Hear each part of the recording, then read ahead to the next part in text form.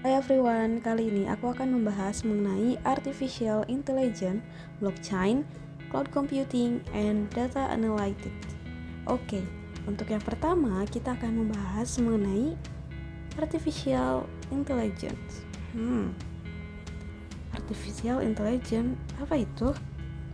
Teman-teman, pasti sudah tidak asing lagi kan dengan adanya Google Assistant, lalu ada Facebook Device atau Face Recognition, and rekomendasi dari e-commerce. Nah, mereka semua itu adalah contoh dari AI, penerapan dari AI teman-teman. Oke, kita akan bahas mengenai pengertiannya terlebih dahulu ya.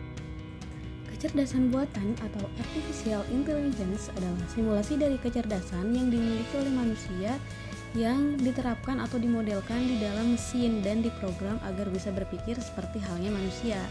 Dengan kata lain, AI merupakan sistem komputer yang bisa melakukan pekerjaan-pekerjaan yang umumnya memerlukan tenaga manusia, tetapi itu bisa dilakukan oleh mesin itu. Ada 3 poin penting dalam proses AI, yaitu learning, reasoning, and self-correction. Lalu, faktor apa saja sih yang bisa dilakukan oleh AI itu? Nah, yang pertama itu ada acting humanly, di mana AI itu dia dapat bertingkah laku seperti layaknya manusia biasa. Lalu dia bisa juga thinking humanly, yaitu dia bisa berpikir seperti halnya manusia sesuai dengan apa yang diperintahkan atau sesuai dengan perintah apa yang masuk ke programnya. Lalu ada think rationally, yaitu AI itu mampu berpikir secara rasional. Dan yang terakhir yaitu act rationally, yaitu AI mampu bertindak secara rasional juga. Oke, kita masuk ke contoh penerapan AI. Yang pertama itu ada di Facebook atau Face Recognition, di mana ini adalah suatu kecerdasan yang dimiliki oleh Facebook, di mana AI ini berfungsi untuk mengenali wajah orang yang ada pada postingan foto kita. Misalkan kita mau posting foto sama teman kita, nah itu kita tidak perlu lagi menandai secara manual gitu bahwa teman kita ini namanya ini, tapi dengan face recognition ini maka AI akan mendeteksi siapakah orang yang akan kita upload atau orang yang lagi bersama kita. Oke, contoh penerapan AI yang kedua yaitu ada pada rekomendasi e-commerce.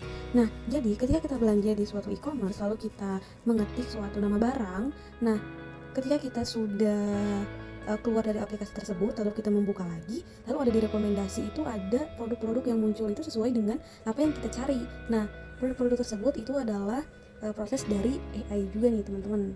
Lalu yang ketiga yaitu ada Google Assistant. Nah, asisten Google ini dia seperti asisten manusia pada umumnya. Ketika kita menyuruh A, maka dia juga akan melakukan A. Ketika kita menyuruh B, dia juga akan melakukan yang B. Contohnya ketika kita menyuruh untuk di-play atau diputarkan lagu misalkan Ikatan Cinta, nah itu akan muncul lagu Ikatan Cinta dan kita tinggal langsung play aja. Nah, kecanggihan yang kedua yaitu ada pada teknologi blockchain. Apa sih blockchain itu? Nah, blockchain merupakan pengembangan teknologi dengan sistem digital yang membuat penyimpanan data jadi terintegrasi atau berhubungan satu sama lain. Sistem ini menjadi populer belakangan ini karena sistem ini dinilai bisa digunakan di berbagai sektor bisnis. Oke, secara sederhananya, teknologi blockchain ini mempermudah atau mempersingkat dan mempersimpel, mengefektifkan transaksi-transaksi yang dilakukan oleh kedua belah pihak. Contohnya, misalkan dulu sebelum ada teknologi blockchain, orang yang akan melakukan jual beli tanah itu melalui tahapan-tahapan yang cukup panjang dan cukup menguras waktu dan tenaga juga, dan tentunya juga uang, biaya gitu ya. Surat menyurat, kayak contohnya perpindahan hak milik, lalu sertifikat tanah, dan lain sebagainya. Nah, dengan adanya blockchain, ketika kita ingin, contohnya di Bitcoin, nah itu tuh kalau misalkan kita ingin membeli koin pada seseorang, kita tinggal melakukan transaksi agar terjadinya tukar menukar gitu. Jadi kita dapat koinnya dan orang tersebut mendapatkan uangnya. Jadi tidak perlu lagi memerlukan proses yang panjang. Dengan blockchain ini otomatis akan menjadi hak milik pribadi. Oke, berikut ini adalah karakteristik dari teknologi blockchain, yaitu tidak bisa diubah, hanya bisa ditambahkan dan ledger. Nah, ini karena pada teknologi blockchain ini masing-masing akun itu memiliki satu kode unik, satu kode enkripsi yang dimana itu tidak bisa diotak-atik atau tidak bisa dengan mudah orang-orang yang berniat jahat gitu, contohnya seperti hacker dalam mengambil data-data kita. Oke, selanjutnya itu ada cloud computing. Apa itu cloud computing? Cloud itu awan ya. Nah, cloud computing itu secara sederhana merupakan pengiriman berbagai layanan komputasi, termasuk server, perangkat lunak, penyimpanan data, database, jaringan, serta analitik melalui internet. Cloud computing sudah banyak dipakai oleh berbagai perusahaan untuk meningkatkan produktivitas dan storage berkapasitas besar, dikarenakan cloud computing ini tidak memerlukan dana yang besar untuk memperkerjakan sumber daya manusia dalam memelihara storage. Lalu pada cloud computing ada beberapa contoh jenis layanan cloud, yaitu yang pertama ada public cloud, yaitu untuk umum, lalu ada private cloud untuk khusus atau pribadi. Lalu yang ketiga ada community cloud, yaitu digunakan oleh orang-orang yang memiliki kepentingan yang sama. Nah, sederhananya kita selaku pengguna smartphone pasti memiliki akun Google Drive, bukan? Nah, akun Google Drive atau Google Drive itu merupakan cloud computing. Nah, jadi pada Google Drive ini ada satu pusatnya di mana itu bisa kita akses melalui internet, sehingga ketika kita terhubung pada koneksi internet, kita akan bisa mengakses dokumen-dokumen atau hal-hal penting yang sudah kita backup di Google Drive, mau kapanpun itu, 10 tahun ke depan, 5 tahun ke depan, itu bisa tetap utuh, dibandingkan dengan kita hanya menyimpan file-file atau dokumen-dokumen, berkas-berkas yang penting di perangkat kita saja.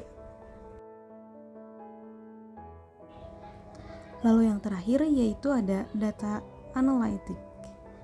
Nah, data analitik ini yang sekarang lagi gempar dibicarakan. Apa sih data analitik itu? Oke, analisis data atau data analitik adalah suatu ilmu untuk menganalisis data mentah menjadi informasi koheren yang bermakna dan dapat ditindaklanjuti. Informasi ini kemudian digunakan untuk mendorong keputusan atau kesimpulan bisnis yang terbaik. Nantinya, data analitik membantu kamu mengevaluasi pengalaman di masa lalu dan memprediksi tren-tren yang mungkin terjadi di masa depan. Dan pada data analitik ini bukan hanya berdasarkan pada dugaan semata, tapi berbasis pada data. Jadi, analisis data itu bertujuan untuk membuat kesimpulan dari berbagai permasalahan yang telah tercantum pada data-data yang ada dan ditindaklanjuti dengan inovasi-inovasi yang lebih baik dan pastinya menguntungkan bagi perusahaan. Oke, di bawah ini adalah beberapa software yang harus dikuasai oleh seorang data analis. Yang pertama itu ada Microsoft Excel, yang kedua untuk bahasa pemrogramannya yaitu ada Python dan SQL atau Structured Query Language. Nah, jadi sebagai seorang data analis kita harus seminimalnya menguasai 3 software ini. Baik, sekian penjelasan dari saya. Terima kasih atas perhatiannya dan mohon maaf apabila banyak kesalahan, kekurangan, dan lain sebagainya dikarenakan saya juga masih dalam tahap belajar. Selamat beraktivitas dan salam.